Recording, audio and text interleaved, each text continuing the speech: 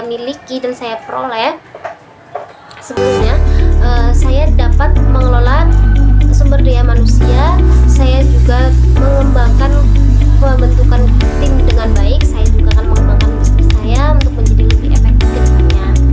Saya percaya dengan perencanaan jelas melakukan saat ini, dan tentunya dengan usaha dan komitmen saya terus menerus, goal saya ke depannya dapat tercapai dengan baik dan segala usaha saya dapat terwujudkan. Terima kasih.